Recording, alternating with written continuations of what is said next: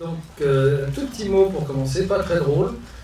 J'aimerais saluer la mémoire de Jean-Pierre Thorne, qui était un des fondateurs de la CIB, un des 5-6 fondateurs de la CIB en 1993, si je me souviens bien.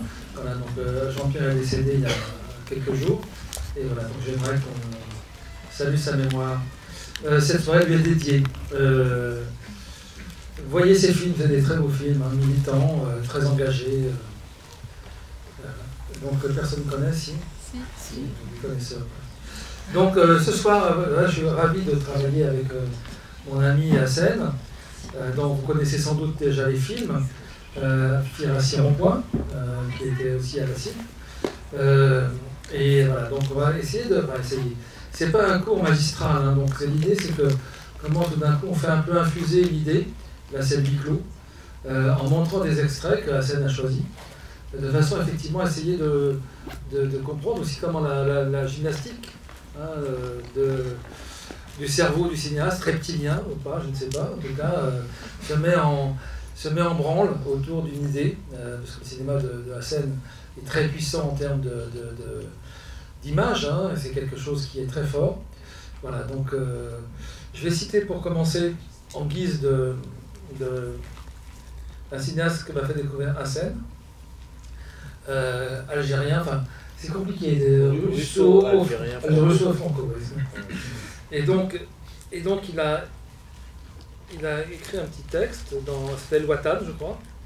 Bon, toujours quand on veut lire un truc, c'est compliqué.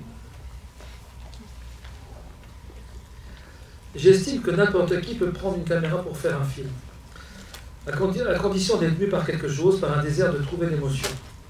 Les images sont faites pour que le spectateur puisse les ressentir. Il doit se réapproprier tout cela. Et moi, je ne peux pas lui donner une piste, car cela ne lui permettra pas d'avancer et de résoudre ses propres questions. Il faut donner du temps pour s'installer dans un plan. Il ne peut que s'accrocher à lui-même. Voilà, donc c'est un début de texte que je trouve très parlant et que je pense que Hassen se reconnaît un peu dans ce texte de Nabil Djemaï. Parce que moi j'ai vu ces films sur... Nazi, pardon, merci. Sur des cadrages, c'est ça, non des cadrages, télé. Voilà, donc effectivement, c'est intéressant de voir ce cinéma-là, parce que je trouve qu'il est très parlant dans la façon d'évoquer une manière d'aborder le cinéma. Petite parenthèse, j'en profite pour présenter un peu plus la bio de Hassen. Hassen vient du ciné-club, NRG. Ciné-club de Chrysalide, c'est ça, voilà, donc tout est fabriqué là-dedans, et moi aussi d'ailleurs, c'est un peu...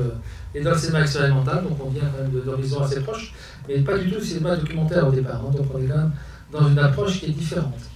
Et là je pense qu'effectivement on est quelque chose une manière de penser le cinéma, qui est sans doute pas forcément dans la narration pure. La narration est là, bien sûr, il la faut, mais il faut aussi effectivement que tout d'un coup la puissance de l'image soit là pour évoquer. Quand Djemaï parle de sensation, bah oui, c'est ça aussi. Hein. Quand Hassen fait un plan, bah, il y a de la sensation qui est là. Qu'est-ce qui préside? On verra ça dans un deuxième temps au débat tout à l'heure. Justement, je pense que s'il y a des plans qui vous ont marqué plus, peut-être qu'on peut en parler avec Hassen. Voilà, je pense que j'ai fini mon introduction. Hassen, qu'est-ce que tu veux rajouter? J'ai tout dit, non? Oui, tu as tout dit, pratiquement. Bonsoir à toutes et à tous, merci d'être là, malgré la concurrence des autres films en face ou ailleurs. Merci à la CIB pour cette invitation, Jean-Louis, merci beaucoup. Une pensée à Nazim Djemaï, qui n'est plus de ce monde, voilà, une pensée à lui, en tout cas. Donc la CIB m'a proposé de venir dialoguer avec Jean-Louis. On avait évoqué plusieurs sujets, plusieurs envies de dialogue, et puis est venue comme ça l'idée de parler de huis clos, mais de comment s'échapper du huis clos. Bon, ça c'est l'intitulé, et puis comme a dit Jean-Louis, on n'est ni conférencier ni chercheur, donc ça va être aussi une discussion un peu sur l'image, sur le cinéma. Et juste en préambule, je voulais citer, pareil, alors, un anthropologue algérien qui s'appelle Abdelrahman Moussaoui, qui dans un de ses livres qui s'appelle Espace et sacré au Sahara, il dit ça: en rapprochant les histoires, on rapproche le temps, et cela semble suffisant pour rapprocher les lieux, car un lieu, c'est d'abord du temps solidifié, un temps fait de vie, d'hommes, ceux en qui l'histoire s'est condensée. Et voilà, quand j'avais entendu cette phrase, et quand il parle de temps solidifié, je me suis dit, ah, c'est la première fois que ça avait résonné, et je me suis dit, c'est quelque chose que j'ai tout le temps cherché malgré moi, cette idée un lieu où le temps est solidifié. Voilà, ça c'est pour commencer. Et puis ensuite, on a choisi, j'ai été proposé 3 extraits différents de huis clos, et à chaque fois on va essayer, c'est des huis clos où il y a un pas de côté à chaque fois. Donc l'idée c'est que on regarde et puis on en discute. On en discutera tous les deux, puis après le film de long métrage, on fera un débat autour de... et on pourra bien sûr évoquer les extraits. Voilà, et juste l'idée c'est que ces extraits-là résonnent peut-être avec mon film 143 rue du désert, mais peut-être résonnent avec des choses que vous avez déjà vues ou tout simplement vous donnent l'envie de les voir après. En tout cas, moi c'est des films qui me touchent. Voilà. Donc premier extrait, c'est un film de Van der Koken. Le titre s'il te plaît, j'ai oublié. Toussaint Photo Studio. Voilà. Toussaint Photo Studio, donc on y va.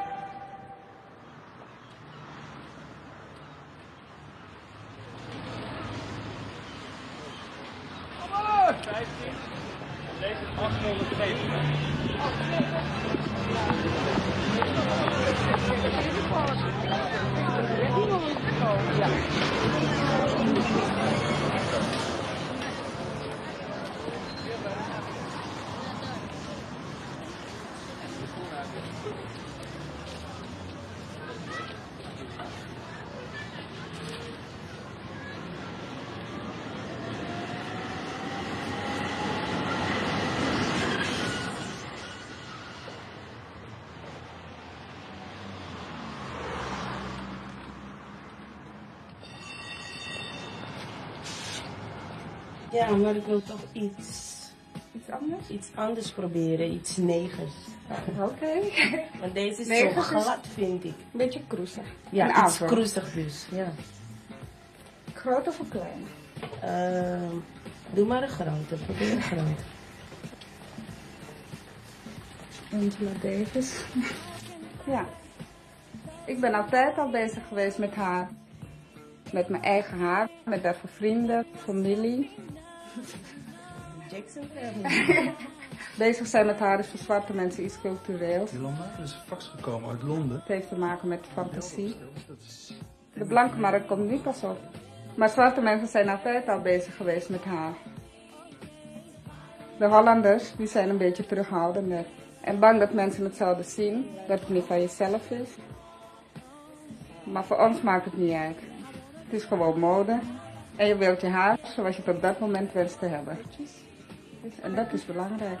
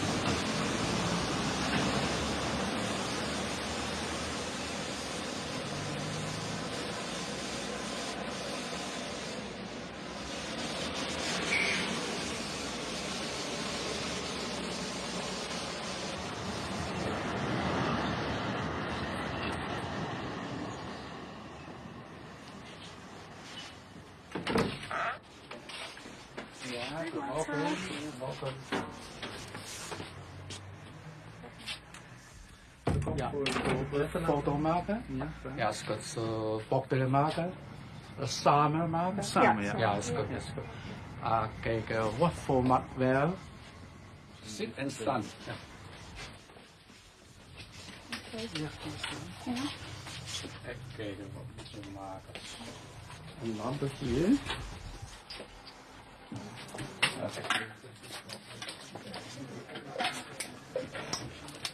Dus iets transpeter. Ja. Zo, goed. Dan. Ja, zet beter. Zet, netjes zet.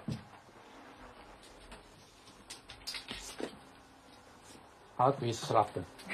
Je handen zetten. Ja, dat is goed. Ja, is Voor goed. die. Een beetje voor. Beetje voor. Ja, dat is het. Een hoofdslot.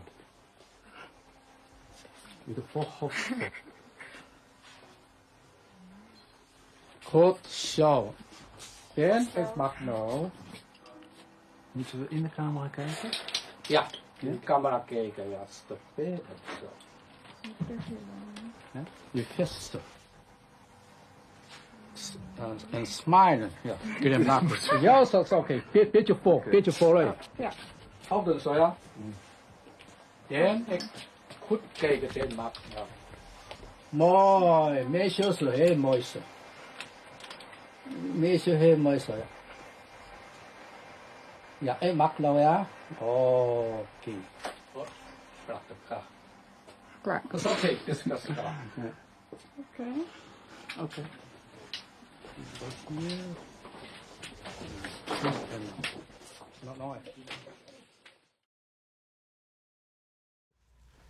Alors, premier extrait. Pourquoi l'as-tu choisi? Alors, ça fait partie des films que j'ai découverts dans le ciné-club d'Alger à Chrysalide.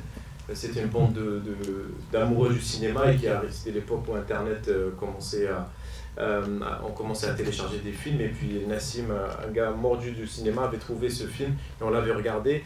Et je pense que c'est un film que j'ai vu plusieurs fois, que je montre aussi quand je fais des interventions de cinéma. J'aime le côté intervention assumée de mise en scène. C'est-à-dire que Van der Koeken, ce qu'il fait, c'est qu'il va avoir les commerçants autour du studio de M. Song et puis il les convie à venir se faire tirer le portrait. Et en fait, c'est un huis clos qui va chercher d'autres huis clos. C'est-à-dire, il y a ce huis clos principal qui se passe chez le photographe, mais il y a aussi ces micro-huis clos dans les boutiques à chaque fois, souvent chez des commerçantes ou commerçants issus de l'immigration. Et donc ça nous fait une espèce de cartographie de quartier qui est assez belle. C'est pour ça que j'aime ce film. D'accord. Parce que lui, là, quand il travaille sur Amsterdam, j'imagine, parce que je sais pas le détail de ce film-là, quand il fait Global Village, c'est aussi la même façon de circuler dans la ville et d'aller chercher des choses qui sont justement aussi de l'altérité quelque part. Monsieur Sang, il est chinois, j'imagine. La fille est africaine. Enfin, tu vois, on a quand même un mélange aussi des nationalités hein, dans ce film-là. Donc, il y a cette... Oui, effectivement, et en plus avec les portraits, il y a cette idée de ne pas tout raconter, c'est-à-dire les portraits disent aussi tout ce qu'on ne raconte pas. Et c'est aussi ça que j'aime dans ce film, parce qu'il y a aussi tout le hors-champ de ces photos qui est très beau. Et finalement, aussi pourquoi je te l'ai proposé, je voulais proposer ce soir, c'est aussi parce que finalement, c'est un huis clos qui nous permet de voyager dans le monde, parce que voilà, on est avec des nationalités complètement différentes et comment à partir d'un seul lieu, on voyage. Oui, comment on filme ça aussi, comment tout d'un coup... j'ai vu un film qui s'appelle Call Shop Istanbul, qui était un peu le même principe des Canadiens. Et en fait, c'était dans un truc de téléphonie et les gens appelaient dans le monde entier. Et donc, dans 5 mètres carrés, enfin même pas 1 mètre carré, les gens appelaient, je sais pas... des pays qui étaient en guerre, est-ce qu'il y a eu une attaque aujourd'hui? Et on avait des nouvelles en direct, hein. Le son était branché, la caméra était dehors, et là tout d'un coup il y avait ce même principe du huis clos, fermé et très fermé, et tout d'un coup on s'échappait à des milliers de kilomètres. Et là, il y a aussi ça dans ce film-là, quoi. Alors si vous me permettez, bon, je suis pas conférencier, mais j'aime bien citer un peu les gens. J'aime bien lire. J'aime bien. Alors, rapidement, alors c'est une critique qui s'appelle Nathalie Marie qui avait écrit ça. Ces photos racontent plus à elles seules que tous les commentaires, même si nous ignorons au final beaucoup de choses sur tout ce monde. La fiction ici s'arrête là où d'autres pourraient la commencer et se résume surtout à l'émotion que dégage la convergence lentement travaillée de destins très différents, un hasard organisé. Et j'aime bien cette idée de hasard organisé dans ce film. Oui, puis il y a toujours une ouverture, parce que tout d'un coup, on se raconte une histoire, nous. On dit d'où ils viennent, quelle est la fille là. Je n'ai pas bien compris la scène du coiffeur. Tu vois, elle est un peu perdue avec cette histoire de cheveux noirs, puis rose après. Enfin, il y a des tas de trucs assez étranges dans les montages de Van der Koken. Les choses se télescopent beaucoup, hein, donc c'est pour ça que j'aime beaucoup le cinéaste. Hein, il n'a pas peur de mettre du jazz s'il faut, du free jazz, de mélanger les choses. Quoi. On est trop sages. Oui, et ce qui est beau, non, je spoil pas, mais je peux peut-être un peu, c'est pas grave. À la fin, c'est le cinéaste Van der Koken qui se fait tirer le portrait. Et il y a quelque chose d'échange, je trouve, de métier entre les deux qui est assez beau à voir dans cette séquence finale où c'est Van der Koken qui se fait tirer le portrait dans ce lieu-là. Et il faut qu'on avance, qu'on n'a pas non plus un temps infini. Extrait suivant. J'en dis un petit mot. Bien sûr, ouais. Présent. Bah, c'est un film que j'ai découvert il n'y a pas si longtemps qui s'appelle 9 mètres carrés pour deux, réalisé par Jimmy Gasberg et mon ami Joe Cesarini. En fait, c'est une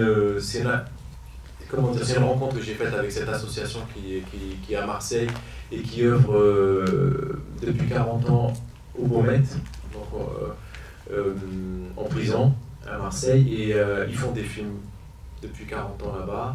Et ils me l'ont montré récemment et j'ai été très touché par ce film-là que je ne connaissais pas, mais peut-être certains d'entre vous, certaines connaissent ce film-là, 9 mètres carrés pour deux, et très beau. Donc tourné dans les beaux mètres de Marseille. Je ne vous en dis pas plus. On regarde et puis ensuite on discute un peu. C'est un peu le début des petites caméras, donc les caméras, vous allez voir, parce que dans la séquence, on va voir parce que la caméra circule. On s'est un peu affranchi des grosses caméras et on s'est mis à tourner quasiment tout seul. Donc ça, c'est un point important de l'histoire du documentaire.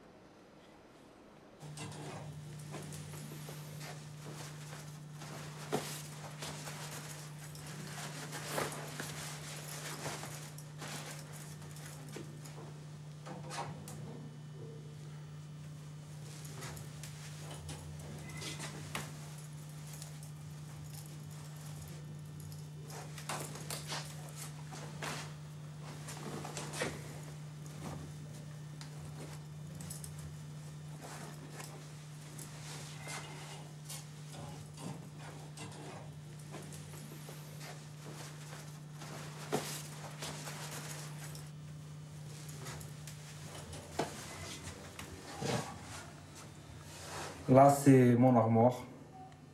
Mon armoire, tu vois. C'est rustique mais efficace. Là, c'est mon sac. Ça, c'est mon lit où je dors. En bas, il y a un autre lit.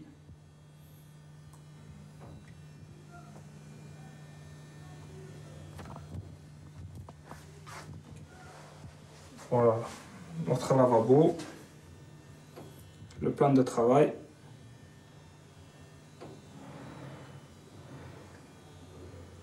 Le frigo. Au-dessus, une petite étagère. Normalement, la télé, elle va dessus, là-haut, mais bon, comme elle est petite, après, on ne voit pas trop bien. Ça fait qu'on l'a descendue. Ça, c'est le miroir. Pour que je me fais beau quand je viens te voir, je me prépare. Bon. Là se trouvent les toilettes.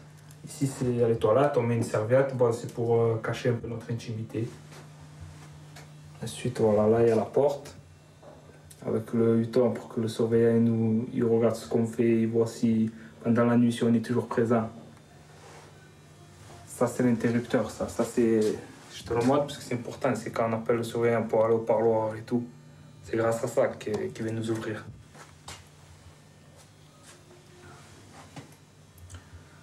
Et voilà, c'est pas grand, mais c'est suffisant.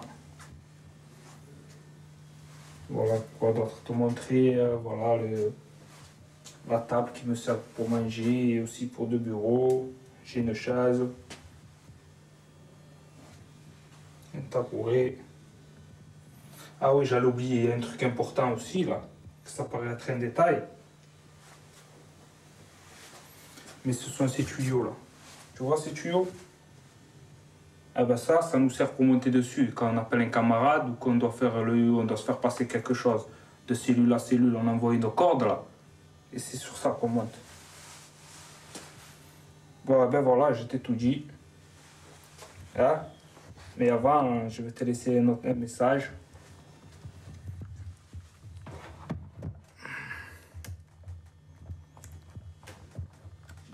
Voilà, je t'ai montré mon univers où j'habite en ce moment. Et je voulais te dire que le parloir est trop vite passé, je vais me l'en dire la semaine prochaine. Je ne veux pas te dire plus de choses parce que y a trop de monde qui va entendre. Ça sera entre nous. Bon, je t'embrasse très fort.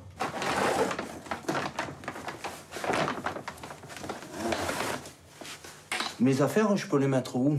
Les affaires, tu les mets là, tu as vu? Avec mon sac. Ah, mais tout ce qui est... Tous les vêtements, tu peux te mettre là. Tu prends des cintres. Tu as des cintres? Ouais, j'en ai un ou deux là. Voilà, ben tu mets dans les cintres. Tu mets là. Hein?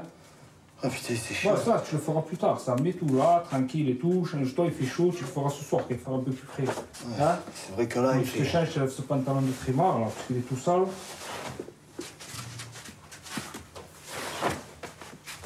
Ouais, ça fait pas longtemps que je suis arrivé en prison. J'ai pas encore beaucoup d'habitude.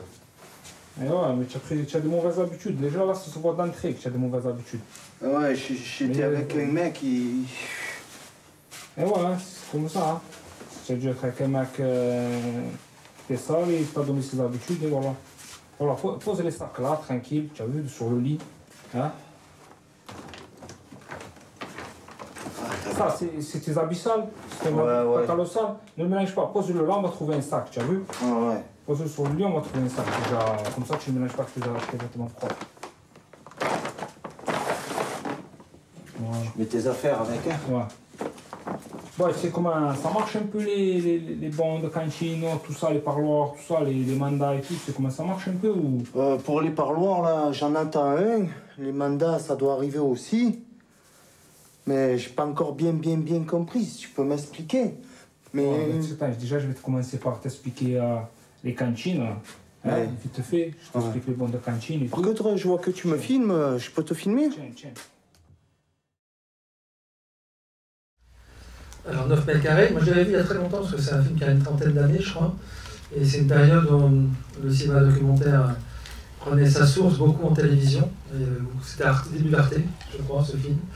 Donc les cinéastes avaient accès à des jalons techniques qui étaient très légers. Vous avez vu, on voit la caméra, avec des dispositifs assez costauds quand même, hein, il y a une narratif.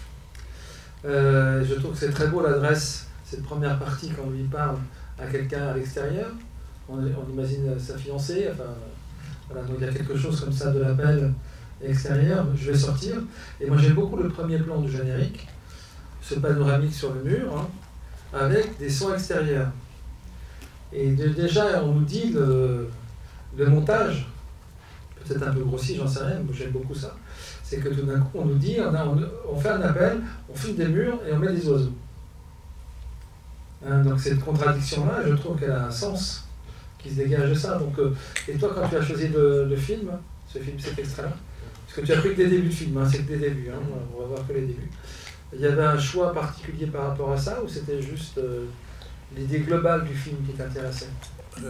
Tout ça en même temps, et aussi parce que j'ai été invité par cette association, donc Lieu Fictif, pour mener l'expérience de KNAP, qui m'ont invité là dernièrement à faire un film avec des détenus au Beaumet. Donc quand j'ai rencontré l'association, ils m'ont montré les films qu'ils ont réalisés au sein des Beaumet, parce qu'ils ont un studio et une salle de cinéma, ce qui est assez unique en France, même partout dans le monde, d'avoir cet outil-là qui permet de fabriquer des films avec des détenus et aussi de les former. Donc Elsa d'ailleurs qui est là a aussi fait un film dans ce cadre-là. Là sur ce que tu racontes, il y a quelque chose qui est assez juste, parce que par exemple quand on passe les couloirs avant d'arriver à ce studio, il y a une fois, il y a un détenu par sa fenêtre qui regardait, j'étais avec Alix qui aussi était avec moi sur ce projet-là, on regardait des plantes et puis il disait « Ah, elles sont pas belles mes plantes ». Enfin, il n'avait pas accès à ces plantes, mais pour lui c'est ces plantes et donc tout devient matière à observer et puis développe aussi une acuité de regard assez forte, je trouve. Donc les oiseaux, c'est quelque chose je pense on prête attention à ça. Après, quand je l'ai vu la première fois ce film, pour moi c'était vraiment tourné dans une cellule réelle. Donc ensuite quand Joseph me dit que c'est un décor, vous l'avez compris, c'est un décor qui a été construit au sein même de la prison. Et ce qui est fort, c'est que ce décor-là permet quelque part de créer leur propre personnage, de créer un huis clos à eux. Ça rejoint peut-être quelque part, ça flirte avec ce qu'on a évoqué aujourd'hui, comment s'échapper du huis clos. Et là on est dans un espèce de double huis clos. C'est ça, c'est-à-dire à l'intérieur de la prison, ils construisent une cellule. C'est complètement délirant pour jouer des situations complètement différentes et qu'ils écrivent. Oui, donc moi je ne connaissais pas l'histoire dans le détail, je savais que c'était un décor, et donc les textes sont écrits avant, donc c'est joué. C'est joué, exactement. C'est joué, ils jouent leur propre rôle, ce qui permet aussi d'avoir comme un filtre dans comment ils se livrent. On est carrément dans le personnage, de quelle masse on met pour se raconter. Oui. Dans ce... Parce que du coup, ça change un peu le statut de la parole. Et ça, c'est intéressant aussi par rapport à l'idée d'enfermement, de huis clos. On le verra avec Olivier Désert. C'est aussi la façon dont elle parle, le personnage principal, qui est intéressant. Je trouve qu'il y a parce que c'est pas forcément la confidence qui fait que tout d'un coup on a la qualité. Ça, c'est réservé à la télévision, je dirais aujourd'hui, quelque part. Donc, c'est assez juste le lien, même si je fais un saut en avant du film que vous allez voir, sur 143, pendant le montage et même après, je me suis rendu compte que le café de Malika était devenu comme une agora de démocratie, pour pouvoir parler. Et quelque part, eux, quand ils construisent ce studio et qu'ils se jouent de l'intérieur, ils créent leur propre espace de démocratie. Mais tout à coup, ce qui me vient, c'est je pense à Firassi Rond-Point, dans ma tête à Rond-Point. Il y a ça aussi sur la parole, le statut de la parole, avec les deux, le Kabyle et l'Algérois. Ils ont un statut bien particulier tous les deux. quand ils se dialoguent entre eux, la place de la parole, elle est quand même dans un contexte. On ne parle que d'amour. Alors qu'ils sont en train d'égorger, il y a quelque chose de très fort dans cette façon dont toi tu as fixé quelque chose. Ou quelque part avec le film comme un extrait, en tout cas, que tout d'un coup on donne un contexte, on donne un système, on donne un process auquel on plie le réel, quoi. Le réel est plié à la volonté du cinéaste. Oui, effectivement, je trouve que en fait, le huis clos, tu peux faire à l'intérieur, c'est comme une scène de théâtre. Donc, une scène de théâtre, on peut raconter 1000 histoires. Et par exemple, pour Youssef Yassine de Dans ma tête à rond-point, qui, pour ceux qui n'ont pas vu, il est disponible sur Tink ou dans d'autres plateformes, donc avec des ouvriers dans les abattoirs qui parlent de tout sauf de viande. Et donc, je décide, je fais le choix d'aller chercher ça, c'est-à-dire tout ce qui est lumineux dans l'endroit de carnage, dans ce huis clos. Donc quelque part aussi, c'est le pas de côté dans le huis clos. Et ça, je trouve que c'est un truc extrêmement intéressant dans ton cinéma, c'est justement comment tu arrives à glisser, à sortir du contexte, tout en restant enfermé. Ouais, c'est très... Oui. Est-ce que je peux juste, parce qu'on va passer à l'autre, mais juste rapidement, je cite encore vite fait, je ne vais pas vous saouler avec tout. Il y a 350 pages. Non, c'est la parole d'un des détenus qui parle de son expérience, et je trouve peut-être c'est plus fort que ce que je raconte. Alors Philippe, un des participants de l'expérience, témoigne. La première fois que j'ai vu la cellule, je me suis dit, je vais passer 8 ans dans la cellule réelle et 9 mois dans celle-ci. Ils ont passé 9 mois à tourner. Et cependant, quand on entre dans le studio, ce qui est phénoménal et que ça reste un décor pour nous, on le ressent. On n'a pas un sentiment de répétition entre la cellule dans laquelle on vit et ce décor. Pourquoi ? Il faut faire appel aux autres sens que l'image, à savoir les odeurs et l'atmosphère, l'ambiance. Il est certain que si on avait tourné dans des cellules réelles, on n'aurait pas eu le recul que l'on a en jouant dans un lieu neutre. En dehors de la cellule elle-même reconstituée, l'ensemble des pièces que constitue le studio est un espace de liberté et de création qu'on ne peut pas ressentir en travaillant dans un espace réel de la détention. Et je crois que si on n'avait pas eu cet espace de liberté du studio, nous n'aurions pas supporté l'expérience. Ça aurait été intolérable. Non mais ça c'est intéressant parce que là on voit que tout d'un coup le lieu de fiction libère quelque part la parole, pas la parole, mais la façon d'être dans un lieu, quoi. On va avancer parce qu'effectivement c'est donc le troisième extrait, c'est un film d'Abbas Kiarostami, Ten. Donc ça se passe dans une voiture, donc là, je dirais avec les contraintes de l'Iran. La voiture est considérée comme un lieu privé, donc il y a eu plein de films avec des voitures en Iran, Taxi Téhéran et d'autres. Hein. Donc c'est un lieu privé, donc on peut faire un peu ce qu'on veut. Et donc là, justement, le film de Kiarostami, c'est un Ten, pour ceux qui l'ont vu. On voit l'extrait, puis on se montre.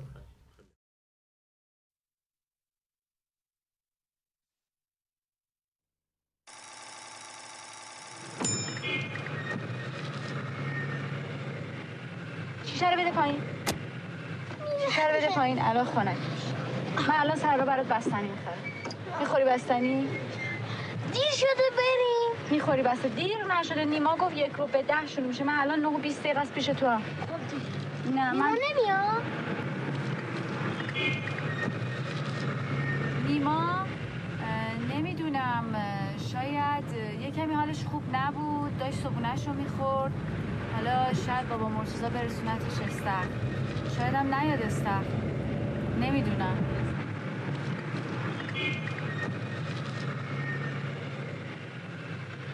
نمیمانم.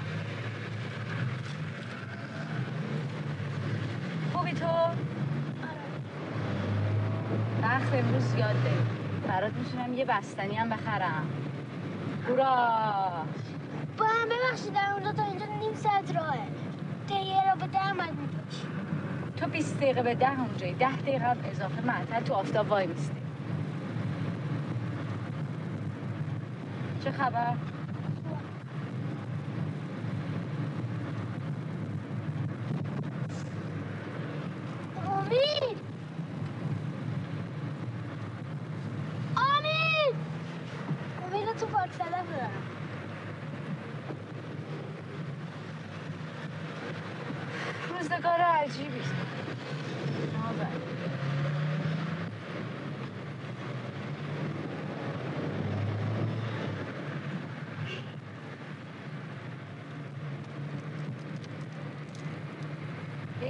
همین یکی از دوستان دیشب بهم زنگ زده. کی؟ نه دوستی ندیدیش. زنگ زده. من باید چی کار کنم؟ زنگ زده که زنگ زده. من باید چی کار کنم این وسط؟ من دارم با تو صحبت میکنم، اجازه بده من حرفمو بزنم. تو چرا تا باید حرف بزنی؟ صداتو میبری بالا؟ خب حالا تربیت که چی شده؟ دارم توضیح میدم. نمیذاری که من بقیه حرفمو بزنم که برام توضیح بدم که چی شده. خب من نمیخوام بشنوم چی شده. تو چی گفته به تو؟ جهنم که نمیخوای بشنوی. چطور همه حرفای آدما رو میشنوی؟ به من که مامانت میخواد حرف بزنی من نمیخوام بشنوم. دوست دارم انجام میدونم میخوای یه چیزی بگی دیگه. میخوای الکی نصیحتی کنی. مثل همیشه مگه همیشه چیکار میکنی؟ من نصیحت میکنم؟ آره. همیشه میگی که بزرگ میشی اینجوری میکنی اینجوری میشی اونجوری میکنی اینجوری.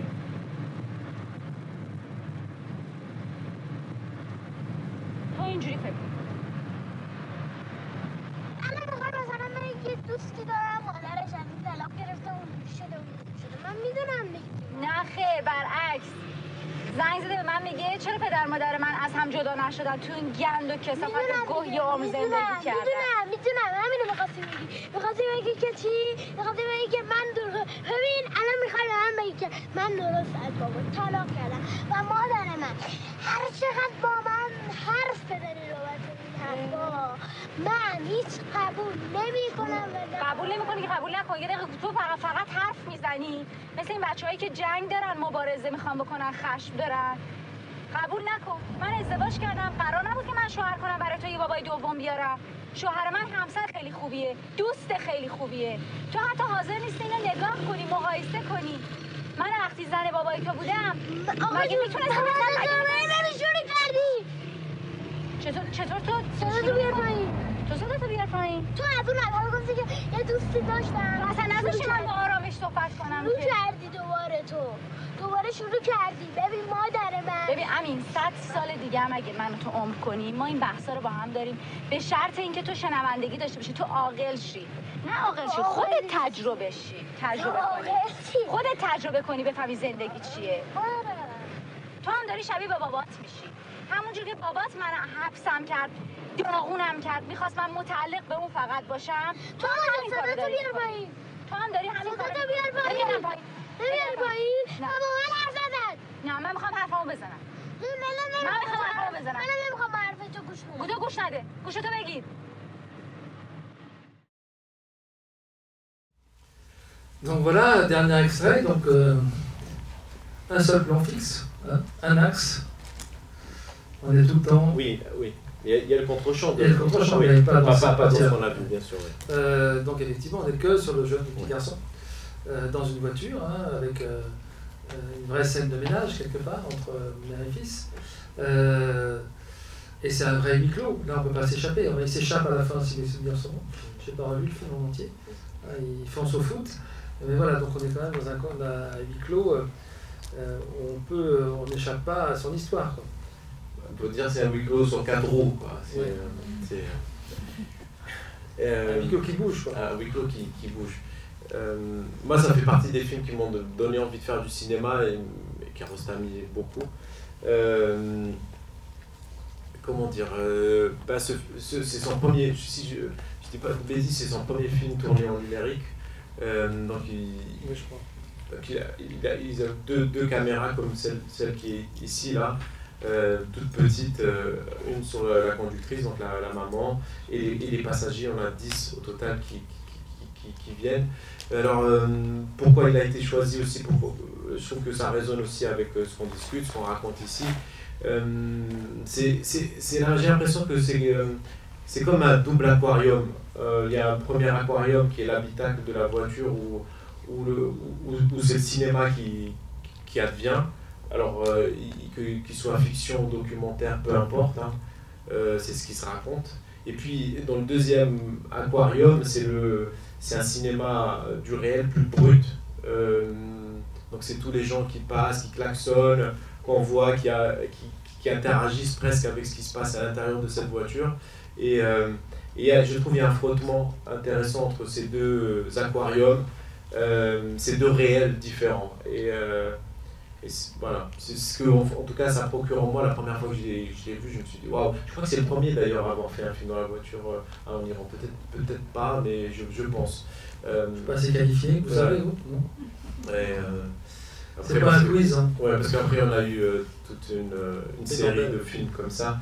En tout cas, 2002, quoi. 2002, ouais. Ouais, c'est sans doute un des tout premiers, c'est sûr. 2002. Oh, voilà. En tout cas, c'est un film qui me parle dans le cinéma qu'il propose. Peut-être, j'imagine, vous l'avez peut-être vu. En tout cas, pour celles et ceux qui ne l'ont pas vu, je vous vraiment recommande de voir ce film qui raconte l'Iran, mais pas l'Iran forcément aussi qu'on s'imagine. On a présenté un film ici, d'ailleurs, d'un site pop sur un film polonais. Et moi, Pierre fait pistolet. Pierre fait pistolet. Donc, aussi un peu sur ce principe-là, et on voit que Kiarostami a mis en place quelque part une idée du voyage immobile quelque part. Parce que la caméra bouge, mais elle ne bouge pas à l'intérieur. Donc il y a quelque chose comme de ça qui sort de très fort, hein, de ces situations très concentrées. Voilà, donc c'est un huis clos, mais dont on s'échappe un peu quand même, ou pas du tout d'ailleurs, c'est une question. Hein. C'est bien de finir sur un point d'interrogation. Voilà, c'est toujours bien. Ouais. Il est quelle heure? Est-ce que je suis dans les temps? Oui, je pense que... On va lancer le film? Oui. Donc on se retrouvera après pour le débat. Tu veux introduire le film?